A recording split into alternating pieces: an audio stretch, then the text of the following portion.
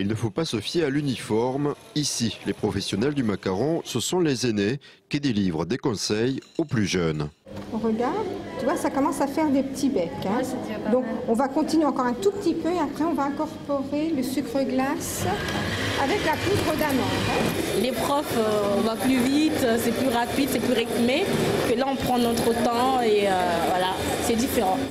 2 classes de CAP du lycée professionnel Jeanne Mance participent à cet atelier. Pistache, chocolat ou citron, quel que soit le parfum, les macarons sont préparés en binôme avec une personne âgée. Aujourd'hui, on apprend à travailler avec d'autres personnes qui ne sont pas d'ici, qui viennent justement découvrir comment nous on travaille et nous donner des conseils. Et voilà, c'est une bonne expérience. Déjà, ils n'ont pas le même âge. Justement, ces macarons permettent de lever la barrière de l'âge pour ces retraités toujours jeunes dans leur tête. La retraite, c'est bien dommage, parce qu'on discute moins avec les jeunes. Parce que vous vous retrouvez plus dans des activités avec des moins jeunes. Favoriser les échanges entre générations, tel est le but de cette opération.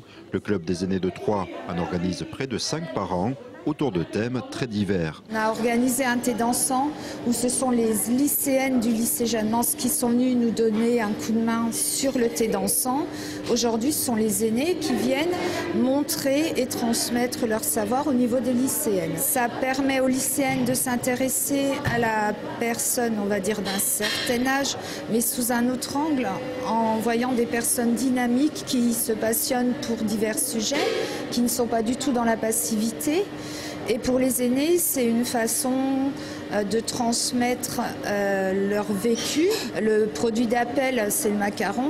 On apprend à faire les macarons et on parle de la vie de tous les jours, des expériences passées et tout ce qui s'ensuit. Ce partenariat avec le lycée Jeanne Mance existe depuis 2 ans. Il profite également aux élèves. Alors elle se destine à travailler soit dans les collectivités, donc maisons de retraite, foyer logement, mais également auprès des particuliers puisqu'elles peuvent intervenir au domicile des personnes âgées dans le cadre de l'aide ménagère. Donc c'est quand même une première approche intéressante et vraiment sympathique comme contact avec la personne âgée.